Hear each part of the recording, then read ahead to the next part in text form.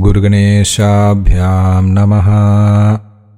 The next Divyanama Vikramaha. Gamanam Pakshirajena Yasya Saha Vikrama Uchyate. Due to his movement, sitting on Garuda as his vehicle. It has another totally opposite meaning also. Vinapadagapatina trayimayena suparnena kramaha. He doesn't always need Garuda as his vehicle. Trayi means Vedas, the three forms of Veda mantras, Rik, Yajus and Sama mantras. They act as his vehicle. That means there are two kinds of travel for him. One, the physical travel of his body that has the color of rain clouds, wearing Pitambara, holding Shankha, Sudarshana. That form travels by Garuda, his vehicle. Wherever Veda mantras go, he also goes. He doesn't need Garuda to go there. Veda mantras talk about him only. Wherever they are heard, his presence is there. He travels using these mantras as his vehicle. When you hear a Veda mantra, be sure that he is near you. He is with you. That is why you got the opportunity to hear the mantra in the first place. That is why you should listen to these mantras. You should make effort to listen to them. When you hear a Veda mantra, don't walk away. It is a rare blessing. How many people get to hear Veda mantras? It is a rare blessing that you are getting the opportunity to hear them. Don't ignore and walk away. Because there you have the Lord Himself by your side. To bless you, to protect you. Recognize this fact. Recognize His presence. I am not saying freeze there itself. But recognize His presence. Acknowledge it. Be grateful that you got this opportunity. He has come to you. He has come near you. There is one more meaning. His krama, His stride is special. With 3 steps, he could cover everything. Surga, Bhumi, Patala, everything. Idam Vishnur Vijakrame Tredha Nidadhe Padam Samodhamasya Pamsure. There are some differences in the way you pray across religions.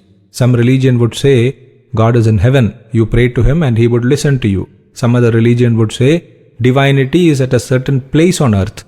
So from wherever you are, you turn towards that place, turn in that direction and pray.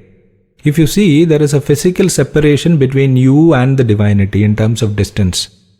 But we are not satisfied with this. I am not saying that the other systems are inferior or anything. Every religion is good. But we think differently. Our methods are such that we want the divinity to come to us, be with us, inside our mind, filling our mind.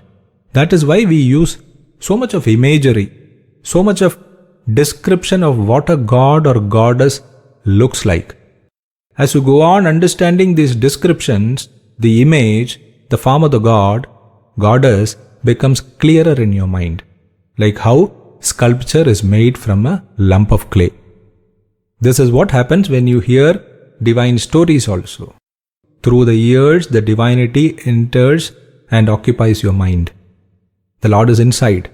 When the Lord is inside you, not somewhere else, throughout, He will ensure your well-being, He will ensure your prosperity, He will ensure your health, He will ensure your growth. Like how you take care of your own vehicle, car or two-wheeler. This is important for you. The condition of your vehicle will reflect your status and nature. So you will always maintain it well. When Bhagavan occupies your mind, the mind is in the body only. You will see these changes happening in you. The stronger you feel His presence inside you, more prominent will be these changes. It is not magic. Bhagavan occupying your body is nothing strange.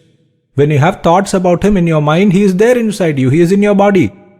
When you visualize Him, He is there inside you. He is in your body. When His presence inside you is complete, you will see Him outside also, giving you a real physical darshana. This is what happens to great devotees, great saints. But He need not do that. His presence inside your mind is sufficient.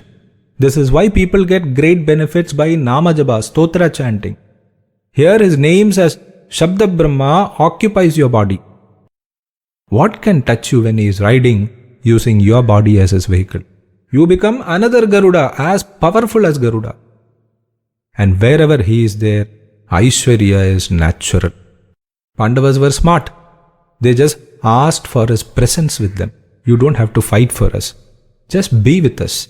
Nothing they had. Pushed into the forest, but while being there, in the forest, 7 Akshauhanis of Sena assembled around them on its own. You know how much it means? 7 Akshauhanis means nearly 1,000,000 soldiers and corresponding numbers of horses, chariots, elephants. Help came on its own because he was with them. The Lord was with them by their side. That is sufficient. You don't have to go out and seek help. It comes on its own. Success comes on its own. Victory comes on its own. This is when he is by your side. What we are talking about is make him to live inside you, in your mind, in your heart. Scriptures often use the word heart. What they mean by heart is your mind and emotions together. The middle of the chest is the seat of these. That is why they call it heart. Essentially your thoughts. Make your heart his abode. Invite him there. Make him stay there forever. This is what you should strive for. Whenever you look inside, he should be there in your mind. Crystal clear. His form should be crystal clear in your mind. That means he has occupied your mind. That means he has occupied your body. How do you do that? By hearing about his glory. The more you hear, the clearer it becomes. By chanting his name, the more you chant, the stronger will be his presence. After that, you don't have to go anywhere. He has already built a temple inside you and occupied it in all his supreme glory. And your life will become as brilliant as his holy shrine. Your life will be full of Aishwarya like his holy shrine. Because it is not your body anymore. It is his abode. The safest and most prosperous place of all. Nothing you have to do. It is natural. You don't have to submit your list of requirements to him individually. This change is natural because your body becomes his abode. As prosperous as Vaikuntha or Bhuloka Vaikuntha. Don't waste your time watching useless stuff, listening to useless stuff, reading useless stuff. What is it that they give you? Nothing. Instead, spend time to bring him inside you. Occupy your mind, occupy your body. If you really want your life to change in a sustainable way, it is not motivational lectures that you should listen to. Bring him inside you. Life will change. Your life will become brilliant forever. Harihi Om.